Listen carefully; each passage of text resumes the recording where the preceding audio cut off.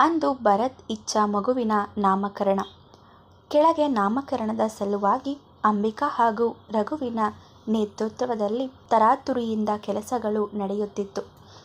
ಒಂದಷ್ಟು ಕೆಲಸಗಾರರು ಒಳಗಿನ ವ್ಯವಸ್ಥೆಗಾಗಿ ಬಂದಿದ್ದರು. ಅವರ ಎಡೆಯಲ್ಲಿ ಇಬ್ಬರು ಹೊಸ ಜನರು ಸೇರಿಕೊಂಡಿದ್ದನ್ನು ಅಷ್ಟಾಗಿ ಯಾರೂ ಗಮನಿಸೋದಕ್ಕೆ ಹೋಗಲಿಲ್ಲ. ರಘು, ಪುರೋಹಿತರು ಬರೋ ಹೊತ್ತಾಯಿತು, ಬೇಗ ಬೇಗ ಕೆಲಸ ಮುಗಿಸೋಕೆ ಹೇಳು. ಅಂಬಿಕಾ ಅಡುಗೆಯವರಿಗೆ ಬೇಕಾದ ಅಡುಗೆ ಸಾಮಗ್ರಿ ಎಲ್ಲ ಕೊಟ್ಟಿದ್ದೀಯಾ ತಾನೆ? ಏನಾದರೂ ಬೇಕಿದ್ರೆ ಈಗಲೇ ಹೇಳೋದಕ್ಕೇಳು, ಈಗಲೇ ತರಿಸ್ಬಿಡೋಣ, ಆಮೇಲೆ ಗಡಿಬಿಡಿಯಾಗೋದು ಬೇಡ ಎಂದು ಸರಸರನೆ ಅತ್ತ ಇತ್ತ ಚಲಿಸುತ್ತಾ ಪ್ರತಿಯೊಬ್ಬರಿಗೂ ಕೆಲಸ ಹೇಳುತ್ತಾ ಓಡಾಡುತ್ತಾ ತಾನೂ ಕೂಡ ಕೆಲಸ ಮಾಡುತ್ತಿದ್ದಳು ಇಚ್ಛಾ. ಬೇಗ ಬರ್ತೀನಿ ಅಂತ ಹೋದ ಭರತ್ ಇನ್ನೂ ಬಂದಿಲ್ಲ. ಆಗಲೇ ಗಂಟೆ 9 ಆಯಿತು. ಇನ್ನೆಷ್ಟೊತ್ತಿಗೆ ಬರ್ತಾನೋ? ಹೆಸರಿಗೆ ರಜೆ ಹಾಕಿದ್ದೀನಿ ಅಂದ. ಬೆಳಗ್ಗೆ ಅದ್ಯಾವುದೋ ಫೋನ್ ಬಂತು ಅಂತ ಓಡೋದ ಎಂದು ಭರತ್ಗೂ ಬೈದುಕೊಳ್ಳುತ್ತಾ ಅವನಿಗೆ ಫೋನ್ ಮಾಡಿದಳು. 5 ನಿಮಿಷ ಇಚ್ಛಾ, ಸ್ಟೇಷನ್ನಲ್ಲಿ ಸ್ವಲ್ಪ ಅರ್ಜೆಂಟ್ ಕೆಲಸ ಇದೆ, ಬೇಗ ಬಂದ್ಬಿಡ್ತೀನಿ ಎಂದವ ಅವಳ ಉತ್ತರಕ್ಕೂ ಕಾಯದೆ ಕರೆ ಕಡಿತಗೊಳಿಸಿದ. ಈಗಂತೂ ಅವಳಿಗೆ ಜಾಸ್ತಿಯೇ ಕೋಪ ಬಂದಿತ್ತು. ಮಗಳ ನಾಮಕರಣದ ದಿನವೂ ಕೆಲಸ ಎಂದು ಓಡಿದ ಗಂಡನನ್ನು ಯಾವ ಹೆಂಡತಿ ತಾನೇ ಸಹಿಸಿಕೊಳ್ಳುವಳು? ಇಂಥ ವರ್ಕೋಹಾಲಿಕ್ಗೆ ಹೆಂಡತಿ ಮಕ್ಕಳು ಬೇರೆ ಕೇಡು. ಸ್ಟೇಷನ್ನೇ ಹೆಚ್ಚಾಗಿದ್ದರೆ ಇವನಿಗೆ ಮಗು ಯಾಕೆ ಬೇಕಿತ್ತು, ನನ್ಯಾಕೆ ಮದುವೆಯಾದ ಎಂದು ಬೈದುಕೊಳ್ಳುತ್ತಲೇ ಇದ್ದಳು ಇಚ್ಛಾ. ಆಯ್ತಾ ನಿನ್ನ ಗಂಡನಿಗೆ ಬೈದಿದ್ದು? ಇಲ್ಲ ಇನ್ನೂ ಏನಾದರೂ ಬಾಕಿ ಉಳಿದಿದ್ಯಾ ಇಚ್ಛಾ ಎನ್ನುತ್ತಾ ಒಳಗಡೆ ಬಂದಳು ಶ್ರುತಿ. ಅವಳ ಹಿಂದೆಯೇ ಅವಳ ಪರಿವಾರವೂ ಸೇರಿಕೊಂಡಿತ್ತು. ಚಿನ್ನು, ಜ್ಯೂಸ್ ಕುಡಿತೀಯಾ? ಸುಸ್ತಾಗ್ತಿದೆಯಾ? ಕಷ್ಟ ಆದರೆ ಹೇಳು ಎನ್ನುತ್ತಾ ಅವಳ ಹಿಂದೆಯೇ ಬಂದಿದ್ದ ಅಭಿಮನ್ಯು. ಮೊದಲ ಹೆರಿಗೆಯ ಅನುಭವ ಇರುವ ಶ್ರುತಿ ಆರಾಮಾಗಿ ಓಡಾಡಿಕೊಂಡಿದ್ದರೆ ಅಭಿಮನ್ಯುವಿಗೆ ಗಾಬರಿ. ಅವಳನ್ನು ಕಾಳಜಿ ಮಾಡುವ ಸಲುವಾಗಿ ಗೂಗಲ್ನಲ್ಲಿ ಅದೆಷ್ಟು ಸರ್ಚ್ ಮಾಡಿದ್ದಾನೋ, ಅದೆಷ್ಟು ಮಾಹಿತಿಗಳನ್ನು ಪಾಲಿಸಿದ್ದಾನೋ ಅವನ ಲ್ಯಾಪ್ಟಾಪ್ ಹಾಗೂ ಮೊಬೈಲ್ಗಳಿಗಷ್ಟೇ ಗೊತ್ತು. ಅಭಿ, ಓವರಾಗಿ ಆಡಬೇಡ. ಹೋದ ಕಡೆಯೆಲ್ಲ ನೀನು ಇದೇ ರೀತಿ ಆಡ್ತಾ ಇದ್ರೆ ನನಗೆ ಮುಜುಗರ ಆಗುತ್ತೆ. ಪ್ಲೀಸ್ ಅಭಿ, ನಿನಗೆ ಕೈ ಮುಗಿತೀನಿ, ನನ್ನ ಪಾಡಿಗೆ ನಾನು ಬಿಡು ಎಂದು ಪಿಸು ಧ್ವನಿಯಲ್ಲಿ ಗೋಗರೆದಳು. ಪ್ರತಿ ಬಾರಿಯೂ ಅವಳು ಬೇಡಿಕೊಂಡರೂ ಅವನಿಗಂತೂ ಲೆಕ್ಕಕ್ಕಿಲ್ಲ. ತನ್ನ ಕುರಿಮರಿಯ ಕಾಳಜಿ ಅಂತ ಬಂದಾಗ ಅವನಿಗೆ ಅವಳ ಮಾತು ಕಿವಿಗೆ ನಾಟೋದೇ ಇಲ್ಲ. ಆ ಕಿವಿಯಿಂದ ಕೇಳಿ ಈ ಕಿವಿಯಲ್ಲಿ ಬಿಟ್ಟು ಬಿಡುತ್ತಾನೆ. ಅರೆ ಶ್ರುತಿ ಅಕ್ಕ, ಅಭಿಭವ ಯಾವಾಗ ಬಂದ್ರಿ? ನನಗೆ ಗೊತ್ತೇ ಆಗಲಿಲ್ಲ ಎನ್ನುತ್ತಾ ಸಂತಸದಿಂದ ಓಡೋಡಿ ಬಂದವಳ ನಡಿಗೆಯೇ ಸಾರಿತ್ತು ಅವಳಿಗೆ ಅದೆಷ್ಟು ಖುಷಿಯಾಗಿದೆ ಎಂದು. ನಿನ್ನ ಗಂಡನಿಗೆ ಬೈತಾ ಇರುವಾಗ ನಮ್ಮಂಥ ಪಾಪದವರು ಬಂದರೆ ಹೇಗೆ ಗೊತ್ತಾಗುತ್ತೆ ಇಚ್ಛಾ ಎನ್ನುತ್ತಾ ಮಡದಿ ತನು ಹಾಗೂ ಮಗಳು ತನ್ವಿ ಜೊತೆ ಬಂದಿದ್ದ ತುಷಾರ್. ಮತ್ತೇನು ಮಾಡಲಿ ತುಷಾರ್, ನಿಮ್ಮ ಫ್ರೆಂಡ್ ಬೆಳಿಗ್ಗೆನೆ ಸ್ಟೇಷನ್ಗೆ ಹೋದರೆ ಎಲ್ಲ ಮರೆತು ಕೂತ್ಕೋತಾರೆ. ಇವತ್ತು ಅವ್ರ ಮಗಳ ನಾಮಕರಣ, ಆದರೆ ಆ ಆಸಾಮಿ ಪತ್ತೆನೇ ಇಲ್ಲ ಎಂದವಳ ಗಮನ ತನು ಹಾಗೂ ತನ್ವಿ ಕಡೆಗೆ. ಅವಳ ಪರಿಚಯ ಇನ್ನೂ ಆಗಿಲ್ವಲ್ಲ? ತುಷಾರ್ ತನ್ನ ಹೆಂಡತಿ ಮಗಳನ್ನು ಪರಿಚಯಿಸಿದ. ನಿಮ್ಮನ್ನೆಲ್ಲ ನೋಡಿ ತುಂಬ ಖುಷಿಯಾಯಿತು, ಬನ್ನಿ ಒಳಗೆ ಎಂದು ಅವರನ್ನೆಲ್ಲ ಒಳಗೆ ಆಹ್ವಾನಿಸಿ ಬಂದವರ ಸತ್ಕಾರಕ್ಕೆ ನಿಂತಳು. ನೀವೆಲ್ಲ ನಮ್ಮ ಮನೆಗೆ ಬಂದಿದ್ದು ತುಂಬಾ ಖುಷಿಯಾಯಿತು. ನೀವಿಬ್ಬರು ಏನು ಕುಡಿತೀರಾ ಎಂದು ತನು ಹಾಗೂ ಶ್ರುತಿಯನ್ನು ವಿಚಾರಿಸಿಕೊಂಡಳು ಇಚ್ಛಾ. ತನು 9 ತಿಂಗಳು ತುಂಬಿದ ತುಂಬು ಗರ್ಭಿಣಿಯಾದರೆ ಶ್ರುತಿ 5 ತಿಂಗಳ ಗರ್ಭಿಣಿ. ಅವರ ಬಗ್ಗೆ ಕಾಳಜಿಯಿಂದ ಕೇಳಿದ್ದಳು. ಇಚ್ಛಾ, ಇದು ಕೂಡ ನಮ್ಮ ಮನೆ ಥರಾನೇ, ಏನಾದರೂ ಬೇಕಿದ್ರೆ ನಾವು ನೋಡ್ತೀವಿ. ನೀನು ಹೋಗಿ ಮೊದಲು ರೆಡಿಯಾಗು. ಮನೆ ಯಜಮಾನಿಯಾಗಿ ನೀನೇ ರೆಡಿಯಾಗದಿದ್ರೆ ಹೇಗೆ? ಇಲ್ಲಿ ಎಲ್ಲ ನಾನು ನೋಡ್ಕೋತೀನಿ ಎನ್ನುತ್ತಾ ಇಚ್ಛಾಳನ್ನು ರೆಡಿಯಾಗಲು ಕಳಿಸಿ ಶ್ರುತಿ ಅದಾಗಲೇ ಸೊಂಟಕ್ಕೆ ಸೀರೆಯ ಸೆರಗು ಸಿಕ್ಕಿಸಿ ಕೆಲಸಕ್ಕೆ ರೆಡಿಯಾಗಿದ್ದಳು. ಸದಾ ಚಟುವಟಿಕೆಯಿಂದ ಚುರುಕಾಗಿ ಓಡಾಡುತ್ತಾ ಕೆಲಸ ಮಾಡುವ ಶ್ರುತಿ ಎಲ್ಲ ಕೆಲಸಕ್ಕೂ ರೆಡಿ. ಆಳಾಗಿ ತೋಟದಲ್ಲಿ ದುಡಿಯಲು ಸಹಿ, ಯಜಮಾನಿಯಾಗಿ ಇನ್ನೊಬ್ಬರಿಂದ ಕೆಲಸ ತೆಗಿಸಲು ಸರಿ. ಅವಳನ್ನೇ ಗುರಾಯಿಸತೊಡಗಿದ ಅಭಿಮನ್ಯು ಅವಳ ಸೊಂಟಕ್ಕೆ ಸಿಕ್ಕಿಸಿದ ಸೆರಗು ಸರಿ ಮಾಡಿ, ಭರತ್ಗೆ ಹಣಕ್ಕೇನು ಬರ ಬಂದಿಲ್ಲ. ಇಲ್ಲಿ ನೋಡ್ಕೊಳ್ಳೋಕ್ಕೆ ಕೆಲಸದವರು ಬೇಕಾದಷ್ಟು ಜನ ಇದ್ದಾರೆ. ಅದು ಸಾಕಾಗಲಿಲ್ಲ ಅಂದರೆ ಬೇರೆಯವರನ್ನ ಕರೆಸ್ತಾನೆ. ನೀನು ತೆಪ್ಪಗೆ ರೆಸ್ಟ್ ಮಾಡು ಎಂದು ಗದರಿದರೆ ಮುಖ ದುಮ್ಮಿಸಿಕೊಂಡು ಕುಳಿತಳು ಶ್ರುತಿ. ಅವಳ ಮುಖ ನೋಡಿ ನಗುತ್ತಲೇ ಅವಳ ಪಕ್ಕ ತನು ಕುಳಿತಳು. ಯಾಕೆ ಬೇಕು ನಿಮಗೆ ಅಭಿಭಾವನೆಯಿಂದ ಬಯಸ್ಕೊಳ್ಳೋ ಕೆಲಸ? ಈಗ ಸಿಗ್ತಿರೋ ರಾಜಮರ್ಯಾದೆಯನ್ನು ಎಂಜಾಯ್ ಮಾಡಿ ಅಕ್ಕ ಎಂದ ತನು ಮಾತಿಗೆ ಶ್ರುತಿಯ ನಗುವೇ ಉತ್ತರ. ಮತ್ತೊಮ್ಮೆ ಸ್ನಾನ ಮುಗಿಸಿ ಬಂದ ಇಚ್ಛಾ ಮಗುವಿನ ಜೊತೆ ಮಾತಾಡುತ್ತಲೇ ಭರತ್ ಕೊಡಿಸಿದ ಕಡು ಕಂದು ಬಣ್ಣದ ಸೀರೆ ಉಡತೊಡಗಿದಳು. ಅವಳ ಮೈಬಣ್ಣಕ್ಕೆ ಹೊಂದುವಂತಿದ್ದ ಸೀರೆ ಕಂಡು ಭರತ್ ಆಯ್ಕೆ ಕಂಡು ಮನಸ್ಸು ಗರಿಗೆದರಿದ ನವಿಲಾಗಿತ್ತು. ನೋಡು ಬಂಗಾರಿ, ನಿಮ್ಮಪ್ಪ ಎಷ್ಟು ಕೆಟ್ಟವನು. ನಿನ್ನ ನಾಮಕರಣಕ್ಕೆ ರಜೆ ಹಾಕಿದ್ದೀನಿ ಎಂದು ಮೋಸ ಮಾಡ್ತಾನೆ. ಅವನು ಬರಲಿ, ಸರಿಯಾಗಿ ವಿಚಾರಿಸ್ಕೋತೀನಿ ಎನ್ನುತ್ತಾ ಸೆರಗು ಮಾಡಿ ಪಿನ್ ಮಾಡಿದಳು. ಮಗು ತನ್ನಲ್ಲೇ ನಗುತ್ತಾ ಹೂಗುಟ್ಟಿತು. ಅಷ್ಟರಲ್ಲಿ ಹೊರಗಿನಿಂದ ಬಾಗಿಲು ಬಡಿದ ಸದ್ದಾಗಿತ್ತು. ಶ್ರುತಿ ಅಕ್ಕ ಬಂದ್ರೇನೋ, ಭರತ್ ಇಷ್ಟು ಬೇಗ ಬಂದಿರೋದಿಲ್ಲ ಎನ್ನುತ್ತಾ ಕೈಯಲ್ಲಿ ಸೀರೆ ಹಿಡಿದು ಬಾಗಿಲು ತುಸು ತೆರೆದಳು. ಹೊರಗೆ ಭರತ್ನನ್ನು ಕಂಡು, ಏಯ್ ಒಳಗೆ ಬರಬೇಡ, ನನ್ನ ಸೀರೆ ಉಡಬೇಕು, ನೀನು ಆಮೇಲೆ ಬಾ ಎನ್ನುತ್ತಾ ಬಾಗಿಲು ದೂಡತೊಡಗಿದಳು. ಇದು ನನ್ನ ರೂಮ್, ಸೀರೆ ಉಡ್ತಾ ಇರೋದು ಕೂಡ ನನ್ನ ಹೆಂಡತಿ, ಅಂದಮೇಲೆ ನಾನು ಒಳಗಡೆ ಬರೋದೆ ಎನ್ನುತ್ತಾ ಬಾಗಿಲು ದೂಡಿ ಒಳ ಬಂದಿದ್ದ.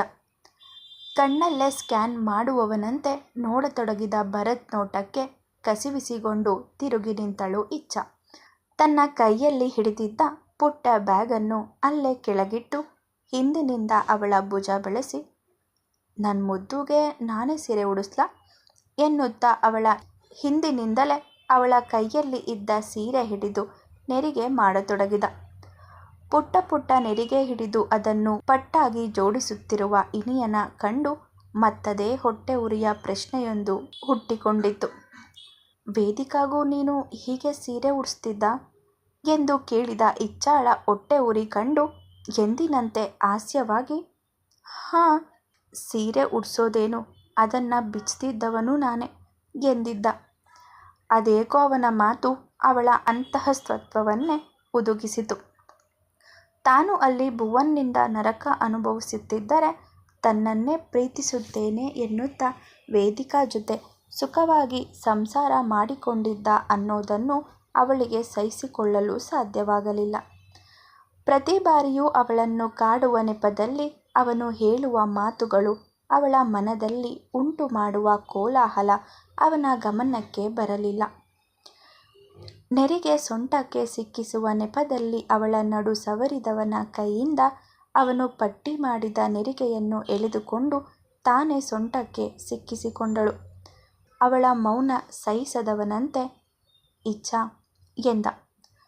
ಅವನ ಕೈಯಿಂದ ಬಿಡಿಸಿಕೊಂಡು, ಗಬ್ಬು ನಾತ ಬರ್ತಾ ಇದೆಯಾ, ಸ್ನಾನ ಮಾಡಿ ಬೇಗ ರೆಡಿಯಾಗು ಎಂದವಳು ಅವನ ಕಡೆಗೆ ನೋಡದೆ ವಾರ್ಡ್ರೋಬಿಂದ ಬಾತ್ ಟವೆಲ್ ತೆಗೆದು ಅವನ ಕೈಗಿಟ್ಟು ತಲೆ ಬಾಚಿಕೊಳ್ಳತೊಡಗಿದಳು. ಅವಳು ಹೊಟ್ಟೆ ಉರಿ ಪಟ್ಟಿಕೊಂಡಿರುವವಳು ಎಂದುಕೊಂಡ ಭರತ್ ಸ್ನಾನಕ್ಕೆ ಹೋಗುವ ಮುನ್ನ ಅವಳ ನಡುವನ್ನು ಸವರಿ ತುಂಟ ನಗು ಬೀರಿದ. ಅವಳ ಮನಸ್ಸು ಮಾತ್ರ ಅವನೆಡೆಗೆ ಸುಮುಖವಾಗಲಿಲ್ಲ. ತಾನು ಬೇಗ ಬೇಗ ರೆಡಿಯಾಗಿ ಭರತ್ ಮದುವೆ ದಿನ ಕೊಟ್ಟ ಒಡವೆಗಳನ್ನು ಧರಿಸಿದರೆ ತಾನು ತವರಿನಿಂದ ತಂದಿದ್ದ ಒಂದೆರಡು ಒಡವೆಗಳನ್ನು ಧರಿಸಿದಳು. ಮಗುವಿಗೆ ನಿನ್ನೆ ತಾನೇ ತಂದಿದ್ದ ಕಡು ಕಂದು ಬಣ್ಣದ ಪುಟ್ಟ ಫ್ರಾಕ್ ಹಾಕಿ ತುಸು ಉದ್ದ ಇದ್ದ ಕೂದಲನ್ನು ನೆತ್ತಿಯ ಮಧ್ಯದಲ್ಲಿ ಒಂದು ಜುಟ್ಟು ಹಾಕಿದಳು. ವಾರ್ಡ್ರೋಬ್ನಲ್ಲಿ ಇದ್ದ ಒಡವೆಗಳನ್ನು ಮಗುವಿಗೂ ತೊಡಿಸಲು ಮನಸ್ಸಾಗದೆ ತನ್ನ ಕೊರಳಲ್ಲಿ ಇದ್ದ ಪುಟ್ಟ ನೆಕ್ಲೆಸನ್ನು ತೆಗೆದು ಮಗುವಿನ ಕೊರಳಿಗೆ ಹಾಕಬೇಕು ಅನ್ನುವಷ್ಟರಲ್ಲಿ ಭರತ್ ಹೊರಬಂದು ಬಿಟ್ಟಿದ್ದ. ಇಚ್ಛಾ, ಆ ಒಡವೆ ಬೇಡ ಎಂದು ತಾನು ತಂದಿದ್ದ ಪುಟ್ಟ ಬ್ಯಾಗ್ನಲ್ಲಿ ಇದ್ದ ಒಡವೆ ಬಾಕ್ಸ್ ಹೊರತೆಗೆದು, ಇದು ನಿನಗೆ ಮತ್ತೆ ಪಾಪುಗೆ ಎಂದು ಅವಳ ಮುಂದೆ ಹಿಡಿದ. ಅವನು ತನಗೆ ಹೇಳದೆ ಸರ್ಪ್ರೈಸ್ ಆಗಿ ಹೊಸ ಒಡವೆಗಳನ್ನು ತಂದಿರುವನು ಎಂದು ಖುಷಿಯಿಂದ ಅದರ ಮೇಲೆ ಕೈಯಾಡಿಸಿದಳು. ಒಡವೆಗಳೆಲ್ಲವೂ ಅವಳ ಸೀರೆಗೆ ಹೊಂದುವಂತೆ ಇದ್ದಿದ್ದು ಕಂಡು ಅವಳ ಮನಸ್ಸು ಅವನ ಮೇಲಿನ ಅಸಮಾಧಾನವನ್ನು ಮರೆತಿತ್ತು. ಇದ್ಯಾವುದು ಭರತ್, ಹೊಸದಾ? ನನ್ಗಾಗಿ ತಂದ್ಯಾ ಎನ್ನುತ್ತಾ ನೆಕ್ಲೆಸ್ ತೆಗೆದು ತನ್ನ ಕೊರಳ ಬಳಿ ಹಿಡಿದುಕೊಂಡಳು. ಹೊಸದೇ ತರೋಣ ಅಂತಿದ್ದೆ ಇಚ್ಛಾ, ಆದರೆ ವೇದಿಕಾ ಒಡವೆ ಹಾಳಾಗುತ್ತಲ್ಲ, ಅದಕ್ಕೆ ಅವಳ ಒಡವೆನ ಪಾಲಿಷ್ ಮಾಡಿಸ್ಕೊಂಡು ಬಂದೆ ಎಂದು ಅವಳ ಸೌಂದರ್ಯವನ್ನು ತನ್ನ ಕಣ್ಣಲ್ಲಿ ತುಂಬಿಕೊಳ್ಳುತ್ತಾ ಹೇಳಿದ. ಅವನ ಅದೊಂದು ಮಾತಿನಿಂದ ಅವಳ ಹೃದಯವೇ ಒಡೆದು ಹೋಗಿತ್ತು. ಅಳಬಾರದು ಅಂದುಕೊಂಡರೂ ತನ್ನ ಉಸಿರು ಅಂದುಕೊಂಡಿದ್ದವನಿಂದ ಬಂದ ಮಾತು ಅವಳ ಕಣ್ಣಲ್ಲಿ ಕಂಬನಿ ತರಿಸಿತು. ಕೈಯಲ್ಲಿ ಇದ್ದ ನೆಕ್ಲೆಸ್ ಕೈಯಿಂದ ಜಾರಿತು. ಅದು ಕೆಳ ಬೀಳುವ ಮುನ್ನವೇ ಕ್ಯಾಚ್ ಹಿಡಿದ ಭರತ್ ಅವಳ ಕಣ್ಣಲ್ಲಿ ಇದ್ದ ಹನಿಗಳನ್ನು ಗಮನಿಸದೆ, ನೆಕ್ಲೆಸ್ ಬಿದ್ದಿದ್ರೆ ವೇದಿಕಾ ಆತ್ಮಕ್ಕೆ ನೋವಾಗ್ತಿತ್ತು ಎಂದು ಅವಳ ಕೊರಳಲ್ಲಿ ಇದ್ದ ಒಡವೆಗಳನ್ನು ತೆಗೆಸಿ ಹೊಸ ಒಡವೆಗಳನ್ನು ತಾನೇ ತೊಡಿಸಿದ. ಒಂದು ಮಾತಾಡದೆ ಅವನ ಕೈಯಿಂದ ಒಡವೆ ತೊಡಿಸಿಕೊಂಡಳು. ಒಡವೆ ಧರಿಸಿದ್ದಲ್ಲೆಲ್ಲ ಕೆಂಪಿರುವೆ ಹರಿದಂತಾಗಿತ್ತು. ಅವನ ಮುಂದೆ ತನ್ನ ಭಾವನೆಗಳನ್ನು ಹೊರ ಹಾಕಲು ಇಷ್ಟಪಡದೆ ಅವನು ತನ್ನ ಕಡೆ ತಿರುಗುವ ಮುನ್ನವೇ ಕಣ್ಣೀರಿನ ಕಲೆಯನ್ನು ಒರೆಸಿಕೊಂಡು ನಗುಮುಗ ಹೊತ್ತಳು. ವಾವ್, ನನ್ನ ಇಚ್ಛಾ ಯಾವಾಗಲೂ ಗಾರ್ಜಿಯಸ್, ನನ್ನ ಕಣ್ಣೇ ಬಿದ್ದುಬಿಡುತ್ತೆ ಎಂದು ಕಾಡಿಗೆ ತೆಗೆದು ಅವಳ ಕಿವಿಯ ಹಿಂದೆ ಹಚ್ಚಿದ. ಫಂಕ್ಷನ್ ಮುಗಿತಿದ್ದ ಹಾಗೆ ಸೀರೆ ಚೇಂಜ್ ಮಾಡಬೇಡ ಇಚ್ಛಾ, ನಿನ್ನನ್ನು ಹೀಗೆ ತುಂಬ ಹೊತ್ತು ಹತ್ತಿರದಿಂದ ನೋಡ್ತಾ ನನ್ನನ್ನು ನಾನು ಕಳೆದುಕೊಳ್ಳಬೇಕು ಎನ್ನುತ್ತಾ ಆಸ್ತೆಯಿಂದ ಅವಳ ಹಣೆಗೆ ಪುಟ್ಟ ಮುತ್ತಿಟ್ಟು ತನ್ನ ಡ್ರೆಸ್ ಧರಿಸತೊಡಗಿದ. ಅವನ ಮಾತಿಗೆ ಪ್ರತಿಯಾಡದೆ ಮಗುವಿಗೆ ಅವನು ತಂದಿದ್ದ ಒಡವೆಗಳನ್ನು ತೊಡಿಸಿದಳು. ಅಮ್ಮ ಮಗಳಿಗೆ ಸರಿ ಹೊಂದುವಂತೆ ಕಡು ಕಂದು ಬಣ್ಣದ ಶರ್ಟ್ ಧರಿಸಿ ರೇಷ್ಮೆ ಪಂಚೆ ಉಟ್ಟು ಹೆಗಲ ಮೇಲೊಂದು ರೇಷ್ಮೆ ಶಲ್ಯ ಧರಿಸಿದ. ತನ್ನ ಕೂದಲನ್ನು ಸೆಟ್ ಮಾಡಿ ಕನ್ನಡಿಯಲ್ಲಿ ತನ್ನ ಪ್ರತಿಬಿಂಬವನ್ನು ನೋಡಿಕೊಳ್ಳುತ್ತಾ ಹೆಮ್ಮೆಯಿಂದ ಮೀಸೆಯನ್ನು ಮೇಲ್ಮುಖವಾಗಿ ತಿರುಗಿಸಿಕೊಂಡ. ಇಚ್ಛಾಳ ಕೈಯಲ್ಲಿ ಇದ್ದ ಮಗುವನ್ನು ತನ್ನ ತೋಳಲ್ಲಿ ಎತ್ತಿಕೊಂಡು ಇಚ್ಛಾಳ ಹೆಗಲು ಬಳಸಿ ಹೊರಬಂದ. ಒಟ್ಟಾಗಿ ಇಳಿದು ಬಂದ ಜೋಡಿಯ ಮೇಲೆ ಎಲ್ಲರ ನೋಟವು ಹರಿದಿತ್ತು. ಅವರಿಬ್ಬರ ಜೋಡಿ ಹೇಳಿ ಮಾಡಿಸಿದಂತಿತ್ತು. ಅಭಿ, ಭರತ್ ಇಚ್ಛಾ ಜೋಡಿ ಸೂಪರ್ ಅಲ್ವಾ, ಎಷ್ಟು ಚಂದ ಇದ್ದಾರೆ ಎಂದು ಹೊಗಳಿದ ಶ್ರುತಿಯೆಡೆಗೆ ನೋಡುತ್ತಾ, ನಮ್ಮಿಬ್ಬರಷ್ಟೇನು ಚಂದ ಏನಿಲ್ಲ, ನಮ್ಮ ಜೋಡಿನೇ ಸೂಪರ್ ಎಂದ. ನೀನೊಬ್ಬ ಹೊಟ್ಟೆ ಕಿಚ್ಚಿನ ಮೊಟ್ಟೆ ಕೋಳಿ ಎಂದು ತನ್ನ ಗಮನವನ್ನು ಅವರ ಕಡೆ ಹರಿಸಿದಳು. ಪುರೋಹಿತರು ಬಂದು ನಾಮಕರಣ ಶಾಸ್ತ್ರಕ್ಕೆಲ್ಲ ಶಾಸ್ತ್ರೋತ್ರವಾಗಿ ನಡೆಯುತ್ತಿತ್ತು. ಇಚ್ಛಾ ಭರತ್ ಮಗುವಿನ ತಂದೆ ತಾಯಿಯಾಗಿ ಮಗುವನ್ನು ತಮ್ಮ ಮಡಿಲಿನಲ್ಲಿ ಮಲಗಿಸಿಕೊಂಡಿದ್ದರು. ಮಗುವಿಗೆ ಇಡುವ ಹೆಸರನ್ನು ಭರತ್ ಮಗುವಿನ ಕಿವಿಯಲ್ಲಿ ಹೇಳಲಿ ಎಂದರೆ ಭರತ್ ಇಚ್ಛಾಳ ಕಡೆಗೆ ನೋಡಿದ. ಅವಳೇ ಮಗುವಿನ ಹೆಸರು ಸೂಚಿಸಲಿ ಎಂದು ಅವನು ಮೊದಲೇ ಹೇಳಿದ್ದರೂ ಅವಳಿಗೆ ತಾನು ಅಂದುಕೊಂಡ ಹೆಸರು ಹೇಳುವ ಮನಸ್ಸಾಗಲಿಲ್ಲ.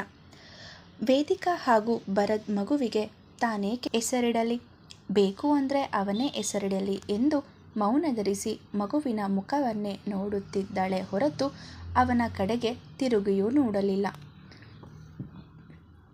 ಅವಳ ಮನಸ್ಸು ಅರಿತಂತೆ ಅವಳ ಕಿವಿಯ ಬಳಿ ಬಾಗಿ, ಇಚ್ಛಾ, ಇವಳು ಇಚ್ಛಾ ಭರತ್ ಮಗಳು, ನಮ್ಮ ಮಗಳಿಗೆ ಇಕ್ಷಿತಾ ಅಂತ ಹೆಸರಿಡೋಣ ಅಂತಿದ್ದೀನಿ. ನಮ್ಮಿಬ್ಬರ ಹೆಸರು ಕೂಡ ನಮ್ಮ ಮಗಳ ಹೆಸರಲ್ಲಿ ಇರಬೇಕು. ಇಚ್ಛಾಳ ಮೊದಲ ಅಕ್ಷರ ಭರತ್ನ ಕೊನೆಯ ಅಕ್ಷರ ಸೇರಿ ಇಕ್ಷಿತಾ, ಇಚ್ಛಾ ಭರತ್ ಅನ್ನುವ ಕೊಂಡಿಯನ್ನು ಬೆಸೆಯುವವಳು ನಮ್ಮ ಮಗಳು ಇಕ್ಷಿತಾ. ಇಕ್ಷಿತಾ ಹೆಸರು ಇಷ್ಟ ಆಯ್ತಾ? ಮುದ್ದಾಗಿ ಇಕ್ಷು ಅಂತಲೂ ಕರಿಬೋದು.